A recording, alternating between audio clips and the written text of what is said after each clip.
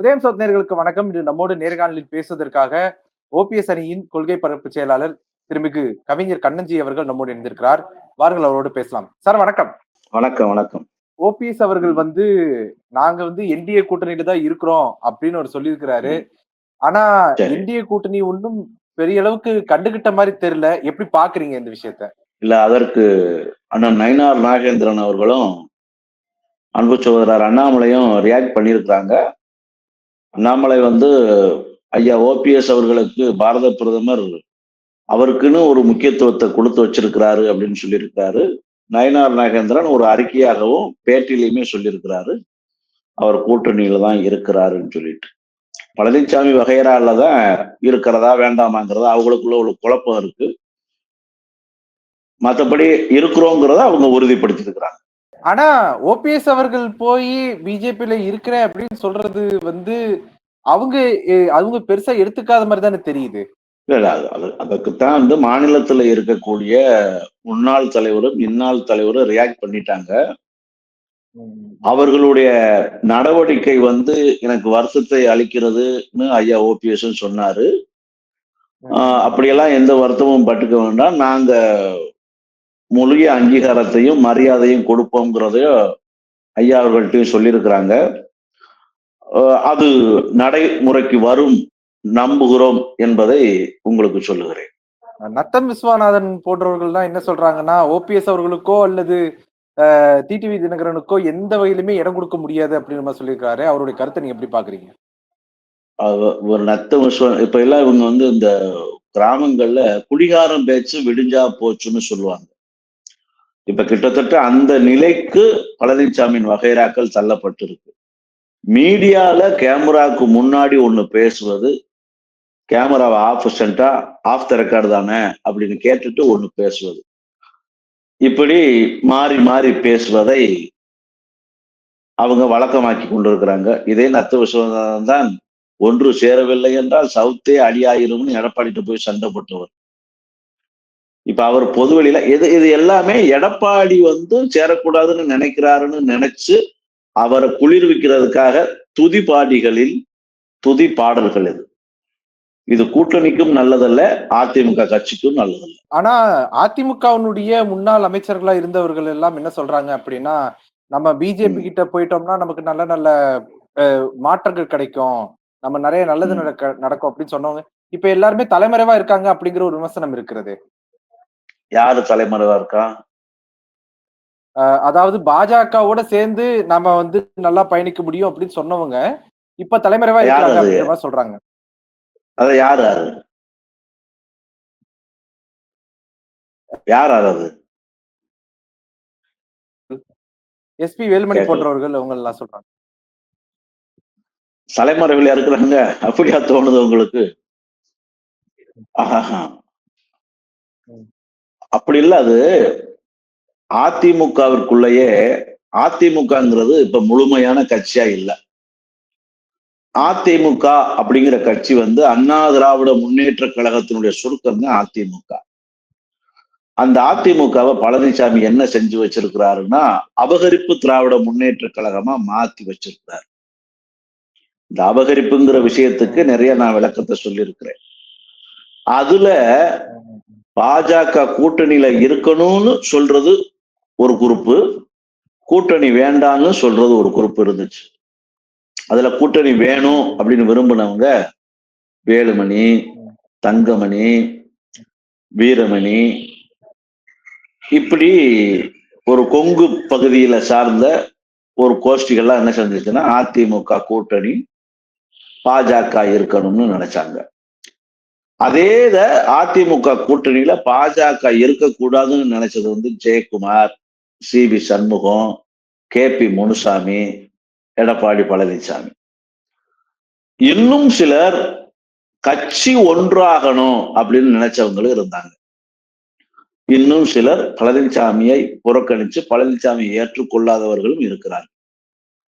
இதை தாண்டி அதிமுக பிரிஞ்சிருக்கு, பிளந்திருக்கு. அப்ப இந்த பிரிவை, இந்த பிளவை, இந்த கருத்து முரண கருத்து வேறுபாட்டை எல்லாம் களைஞ்சிட்டு ஒரு குடையின் கீழ் முதலில் அதிமுகவை கொண்டு வரணும். அதிமுக ஒன்றாகத்தான் இருக்கிறது அப்படிங்கிற பெர்செப்ஷனை பொதுமக்களுக்கும் தொண்டர்களுக்கும் ஏற்படுத்தணும். அதற்கு பின்புதான் இந்த கூட்டணியை அமைச்சிருக்கணும். அதுதான் மக்கள் மத்தியிலையும் தொண்டர்கள் மத்தியிலே எடுபட்டு இருக்கும், எதிர்பார்ப்பை கூட்டியிருக்கும். ஆனால் அவசர கதியில் ஆத்திர கோலத்தில் எதையோ கருதி நெருக்கடிகளுக்குள் ஆளாக்கி ஒரு கூட்டணி இறுதி செய்யப்பட்டது. அப்படி ஒரு சங்கடமான சூழ்நிலையை உருவாக்கி ஒரு கூட்டணியை அமைத்திருப்பது அந்த கூட்டணிக்குள் ஒரு கேள்விக்குறியை உண்டாக்கிறது. இதனால் பாஜகவின் நடவடிக்கை மீது எனக்கு வருத்தத்தை ஏற்படுத்தி இருக்கிறது என்றுதான் ஓபிஎஸ் ஐயா சொன்னாரு. அந்த வருத்தத்தை எல்லாம் களைய வேண்டியது, வெறுப்பை வெறுப்பா மாற்ற வேண்டியது பாஜகவின் கையில் தான் இருக்கு. அதிமுக வந்து பாத்தீங்கன்னா பல தேர்தல்ல இப்போ வந்து ஒரு 11 முறையை தோல்வியை சந்தித்துக் கொண்டிருக்கிறது அப்படிங்கிறத பாக்குறோம். அப்படிங்கிறப்ப அதிமுக இருக்கக்கூடிய தொண்டர்கள் மத்தியில ஒரு எழுச்சியே இல்லாத ஒரு விமர்சனம் இருக்கிறது. அது எப்படி பாக்குறீங்க? உண்மைதான், அப்படித்தான் களத்தில் யதார்த்தம் இருக்கிறது. சட்டமன்ற தேர்தலில் தோல்வி, நாடாளுமன்ற தேர்தலில் தோல்வி, இடைத்தேர்தலில் தோல்வி, உள்ளாட்சி தேர்தலில் தோல்வி, மாநகராட்சி தேர்தலில் தோல்வி, நகராட்சி தேர்தலில் தோல்வி. எந்த தேர்தல் எப்பொழுது வந்தாலும் அந்த தேர்தலில் அதிமுக தோல்வி என்பது உறுதி செய்யப்பட்டது. ஏன், எதனால், எப்படி என்றால் பழனிசாமியை முன்னிலைப்படுத்தி செயல்படுத்தியதால். பழனிசாமி ஒரு வெற்றிக்கான தலைவர் அல்ல, வெற்றியை பெற்று தருவதற்கான தகுதியோ திறமையோ அவரிடம் இல்லை என்பதை பொதுமக்களும் தொண்டர்களும் உணர்ந்து விட்டார்கள். பழனிசாமி என்பவர் அரசியலில் தோல்விக்கான மரண கிணறு. அந்த கிணற்றில் இப்பொழுது பாஜக பாய்ந்திருக்கிறது. எங்களையும் பாயலாம் வாருங்கள் என்று அழைக்கிறார்கள். இந்த மரண கிணறில் விழவணுமா வேண்டாமா என்பதைத்தான் நாங்கள் மறுபரிசீலனை செய்வதற்கு தயாராகி கொண்டிருக்கிறோம். கூட்டணி நன்றாக இருக்க வேண்டும், அதிமுக ஒற்றுமையாக பயணிக்க வேண்டும் என்கிற எங்களின் நினைப்பாட்டில் மீண்டும் பழனிசாமியை முன்னிலைப்படுத்துவது கூட்டணிக்கும் ஆபத்து, அதிமுகவுக்கும் ஆபத்து. ஏனென்றால் இந்த ஆபத்தை ஏற்கனவே நாம் உணர்ந்திருக்கிறோம், அனுபவித்தும் இருக்கிறோம். தொடர் தோல்வியின் நாயகனாக 8 தோல்வி எடப்பாடி, 10 தோல்வி பழனிசாமி என்றெல்லாம் பெயர் எடுத்து விட்டார். இந்த தேர்தலிலும் தோல்வி என்பது உறுதி செய்யப்பட்டால் படுதோல்வி பழனிசாமியாகத்தான் அவர் மாறிவிடுவார். அதனால் அதிமுக ஒற்றுமைப்படாமல், ஒன்றிணையாமல் இப்பொழுது இருக்கிற செட்டப்பிலே கூட்டணி வைத்து தேர்தலை சந்தித்தால் இந்த மரண கிணறு நம்மையும் பழிவாங்கும் என்பதில் மாற்றமில்லை. என்டிஏ கூட்டணியில வந்து எடப்பாடி பழனிசாமி போனதன் ஊடாக அவருக்கு இருந்த சிக்கல் இருந்து அவர் தப்பிச்சிட்டாரு அப்படிங்கிற மாதிரி தானே பார்க்க முடியுது. இல்ல, சிக்கலை ஏற்படுத்தித்தான் இந்த ஒரு ஒப்பந்தமே நிகழ்த்தப்பட்டு இருக்கிறது என்று பொது வழியில் எல்லோரும் பேசுகிறார்கள். டெண்டர் முறைகேடு, போன ஆட்சிகள் செய்த ஊழல், சம்பந்தி மீது படிந்திருக்கும் ஊழல் குற்றச்சாட்டு, இடி ரைடு போன்றவையெல்லாம் சேர்ந்துதான் பழனிசாமியை படுக்க வைத்திருக்கிறது. அவர் பொதுவாக தவழ்ந்தே பழக்கப்பட்டவர். இப்பொழுது பாஜக கூட்டணியில் படுத்தே விட்டார் என்கிற நிலைக்குத்தான் அவர் தள்ளப்பட்டிருக்கிறார். இதெல்லாம் மக்கள் மத்தியில் விரும்பப்படவில்லை, ஏற்றுக்கொள்ளப்படவில்லை. இப்படியாப்பட்ட நபர் என்று தெரிந்தும் பாஜக எந்த அடிப்படையில் பழனிசாமி தலைமை ஏற்பார் என்று சொன்னது எங்களுக்கு இன்னும் புரியாத புதிராகவே இருக்கிறது. அதைத்தான் பழனிசாமியை நம்பி ஏற்கனவே வெம்பி போயிருக்கிறோம். மீண்டும் பழனிசாமியை நம்ப வேண்டுமா என்கிற கேள்விக்குறி பெரிய கேள்விக்குறிதான். நம்பிக்கையற்ற தலைவர் தான் பழனிசாமி. தொடர் துரோகத்தை தொடர்ந்து செய்திருக்கிறார். அவர் துரோகத்தின் மறுபிம்பம் என்பதை ஊர் உலகமே நன்றாக தெரிந்திருக்கிறது, அறிந்திருக்கிறது. எல்லோருக்கும் துரோகத்தை எளிதாக செய்துவிட்டார். இப்பொழுது பாஜகவும் அந்த துரோக கூட்டுக்குள் சிக்கி சிதைய போகிறதே என்கிற வருத்தம் தான் பாஜக மீதும் எங்களுக்கு ஏற்பட்டிருக்கு. நீங்க இப்போ ஓபிஎஸ் அவர்களுடைய கொள்கை பரப்பு செயலாளராக நீங்க இருக்கிறீங்க. ஆனா ஆமா. ஓபிஎஸ் அவர்களோ வந்து ஒரு என்ன சொல்றது? ஒரு ஒரு மாஸ் வைப்ரன்ட் ஏற்படுத்தல அப்படிங்கிற ஒரு விமர்சனம் இருக்குது அப்படின்னு சொல்றாங்களே. அரசியல் விமர்சகர்கள்லாம் ஓபிஎஸ் வந்துட்டு அவ்வளவுதான் ஃபீல்ட் அதா அவுட் ஆயிட்டாரு அப்படிங்கிற அ மாரி அ பார்வை அ அ வச்சிருக்காங்களே. அ அ அதாவது அவருக்கு எவ்வளவு மாஸ் இருந்துச்சு என்பது 2017ல் நடத்தப்பட்ட கருத்து கணிப்பிலேயே தெரிஞ்சுச்சு.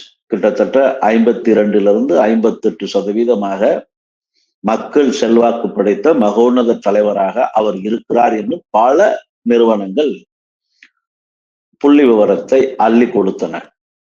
அப்படித்தான் மக்கள் செல்வாக்கும் இருந்தது. பெரிய மக்கள் செல்வாக்கு, தனிப்பெரும் தலைவருக்கான எல்லா செல்வாக்கும் அவர் பெற்றிருந்தார்.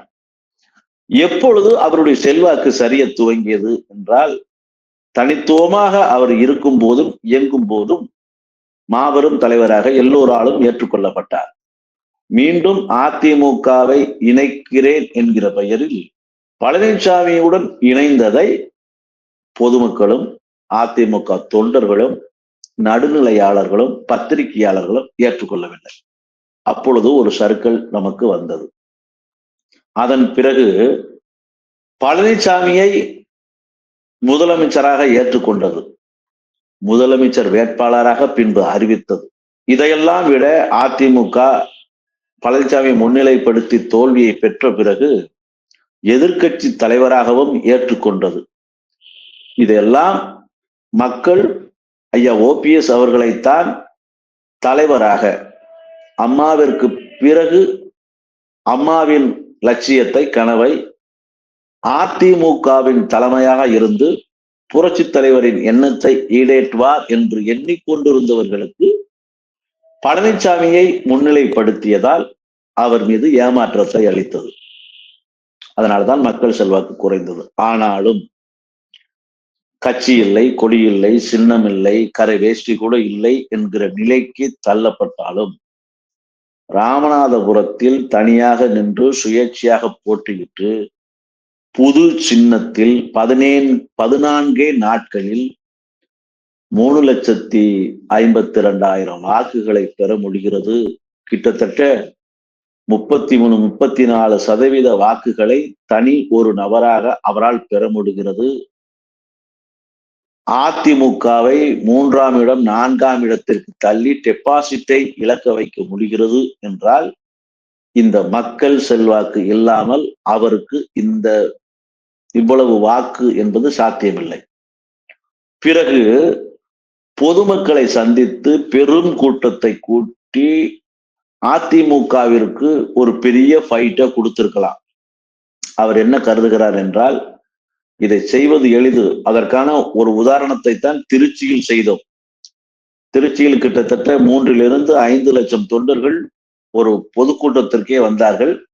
அது ஒரு தடவை ஒரு சாம்பிளை காட்டிட்டு அவர் அப்படியே விட்டுட்டார். ஏன்னா இந்த கூட்டம் சேர்ப்பதையும் கோஷ்டி சேர்ப்பதையும் இன்னமும் விரிவுபடுத்தினால் அதிமுகவின் பிளவு என்பது செங்குத்தாக 2ஆக பிரிந்து பங்காளி சண்டை என்பது பகையாளி சண்டையாக மாறிவிடும், பெரும் பிளவு அதிமுகவிற்குள் ஏற்பட்டுவிடும் என்று கருதி அவர் எண்ணமும் செயலும் அதிமுகவின் ஒற்றுமைக்காக மட்டுமே இயங்கியதால் அவருடைய வேலைகள் எல்லாம் பிரிந்திருந்தவர்களை சேர்ப்பதற்காக மாறியதால் தான் அவர் பொதுமக்களை பெரிதாக திரட்டவில்லை, தனக்கான ஆதரவாளர்களை பெரிதுபடுத்தவில்லை. இதெல்லாம் அதிமுகவின் நன்மை கருதி. ஏன் அதிமுகவிற்காக இவ்வளவு மெனக்கிட வேண்டும்? அவர் பாஜகவில் சேர்ந்து ஆளுநராயிருக்கலாம், மத்திய அமைச்சராயிருக்கலாம், அல்லது திமுகவில் சேர்ந்து 2ஆம் இடத்தை கூட பெற்றிருக்கலாம். அதிமுகவில் இருந்து சென்ற பல அமைச்சர்கள் இன்றும் திமுகவில் அமைச்சர்களாகத்தான் இருக்கிறார்கள். அதிமுகவிலிருந்து சென்றவர் பாஜகவிற்கு தலைவராகவே ஆகிவிட்டார். ஆக தமிழகத்தின் அரசியல் களம் ஒட்டுமொத்தமாக அதிமுக தான் அரசியல் பாடபாலத்தை மற்றவர்களுக்கெல்லாம் சொல்லிக் கொடுக்கிறது என்பது தெரிந்திருந்தும் இந்த அதிமுகவால் தான் நான் அடையாளப்படுத்தப்பட்டேன், இந்த அதிமுகவால் தான் எம்எல்ஏ, மந்திரி, அமைச்சர், ஏன் முதலமைச்சராகவே ஆக்கப்பட்டேன். அந்த இயக்கத்திற்கு, உண்ட வீட்டிற்கு கூட இருந்தவர்களுக்கு துரோகத்தை செய்யக்கூடாது என்கிற உண்மை விசுவாசத்தின் காரணமாகத்தான் ஐயா ஓபிஎஸ் அவர்கள் பெரும் கூட்டத்தை கூட்டவில்லை. அதிமுகவை பகைக்க வேண்டும் என்பது எங்களுடைய நோக்கமில்லை. எங்களுடைய நோக்கமெல்லாம் பழனிசாமியுடைய தலைமை சரியில்லை, பழனிசாமி தலைமைக்கு தகுதியற்றவர், அவர் தலைமையில் இருந்தால் தொடர் தோல்விகளை தொடர்ந்து சந்திப்போம் என்பது மட்டும்தான். அதிமுகவை பலப்படுத்துவதுதான் நோக்கம், பலகீனப்படுத்துவது நோக்கம் அல்ல. அதனால்தான் இன்றும் அதிமுக இணைய வேண்டும் என்று நினைக்கிறார். அவர் இருப்பையோ அவர் சுயநலத்தையோ அவருக்கான பெனிஃபிட்டையோ அவர் எதிர்பார்த்திருந்தால் மத்தியில் பாஜக இருக்கிறது, மாநிலத்தில் திமுக இருக்கிறது, மத்திய அரசிலேயோ மாநில அரசிலேயோ இணைந்து பெரும் பதவிகளை பெற்றிருக்கலாம். ஆனால் தான் முழுமையாக இருந்து இயங்கிய அதிமுக நன்றாக இருக்க வேண்டும், வரும் தேர்தல்களில் வென்றாக வேண்டும் என்பதற்காகத்தான் அவர் உடல், பொருள், ஆவி, எண்ணம், செயல் அனைத்தையும் அதிமுகவின் நலன்களுக்காகவே அர்ப்பணித்து இயங்குவதால் நாங்கள் அடுத்த கட்டத்தை நோக்கி செல்லவில்லை. சார், இப்போ சமீபத்துல பார்த்திருப்பீங்க, ராமதாஸ் அவர்களுக்கும் அன்புமணி அவர்களுக்கும் ஒரு மோதல் போக்கு போய்கிட்டு இருக்குது. மோதல் முத்திக்கிட்டு இருக்கிறத நம்ம பார்க்கிறோம். அவங்களுடைய ஆமா. மோதல் போக்க நீங்க எப்படி பார்க்குறீங்க சார்? பதவி சண்டை பதவிப்படுத்தும் பாடு குடும்பத்தையும் குடும்ப உறுப்பினர்களையும் விட்டு வைக்காது என்பதைத்தான் சுட்டிக்காட்டுகிறது. ஆனால் இது எப்படியும் இது போன்ற பல பிரச்சனைகளை டாக்டர் ராமதாஸ் அவர்கள் சந்தித்திருக்கிறார். அவர் மிக தெளிவாக இதை தீர்த்து விடுவார், அவர்களுக்குள் பேசி ஒரு சுமூக முடிவை எட்டி விடுவார்கள் என்றே நான் கருதுகிறேன். சில பேர் சொல்றாங்க, அன்புமணி ராமதாஸ் அவர்களுக்கு தான் அதிகப்படியான ஆதரவு இருக்கிறது. கட்சியை தொடங்கிய ராமதாஸ் அவர்களுக்கு ஒரு மிகப்பெரிய ஆதரவு இல்ல அப்படிங்கிற ஒரு விமர்சன போக்கு போயிட்டு இருக்குது. அதை எப்படி பார்க்க? பொது வழியில் பேசப்படுகிறது. அவர் கூட்டிய கூட்டத்திற்கு மொத்தம் இருக்கிற நிர்வாகிகளில் 1/3 பங்குதான் வந்திருக்கிறார்கள் என்ற செய்தியும் வெளியில் வருகிறது. அன்புமணி இளைஞர், அடுத்த எதிர்கால தலைவர் என்கிற அரசியல் என்பது எதிர்காலத்தை கருதித்தானே. அதனால எதிர்கால தலைவரை நோக்கி செயல்படுவோம் என்று நிர்வாகிகள் கருதி இருக்கலாம். இது அவர்கள் உட்கட்சி விவகாரம், அவர்களாகவே பேசி முடித்துக் கொள்வார்கள் என்றே நான் கருதுகிறேன். உங்களுடைய நேரத்தை ஒதுக்கி எங்களோட கருத்துல பந்தமைக்கு நன்றி சார். நன்றி, வணக்கம்.